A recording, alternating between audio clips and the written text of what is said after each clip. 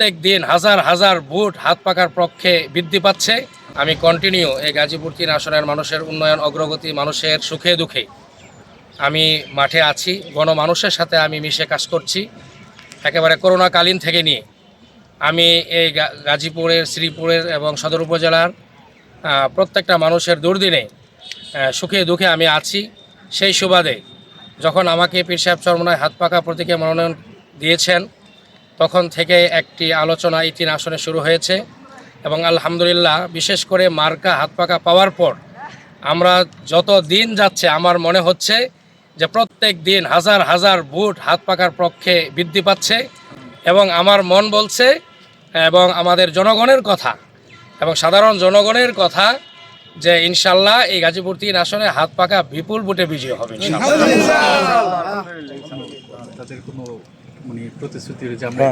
যদি গাজীপুর 3 আসনের জনগণ যদি আমাদের পাশে থাকে, আমরা যদি বিজয় হতে পারি, ইনশাল্লাহ আমরা এই গাজীপুর 3 আসনে সর্বশ্রেণী পেশার মানুষদেরকে নিয়ে আমরা একটা কমিটি করব, টিম করব। তাদের পরামর্শের ভিত্তিতে আমরা গাজীপুর 3 আসনের কমন যেই সমস্যাগুলো আছে এই সমস্যাগুলো চিহ্নিত করে আমরা সমাধান করব। বিশেষ করে এখন যেই সমস্যাগুলো এখানে বেশি দেখা যাচ্ছে সেগুলো হলো মাদকের সমস্যা, সেখানে এরপরে হলো আপনার এই মিথ্যা মামলা দিয়ে মানুষকে হয়রানি করা, তারপরে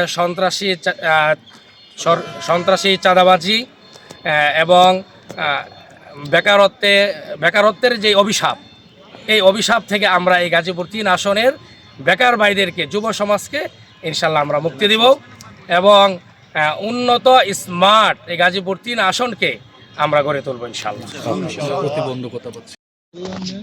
জি আলহামদুলিল্লাহ, আমাদের উল্লেখযোগ্য কোনো প্রতিবন্ধকতা আমাদের নেই।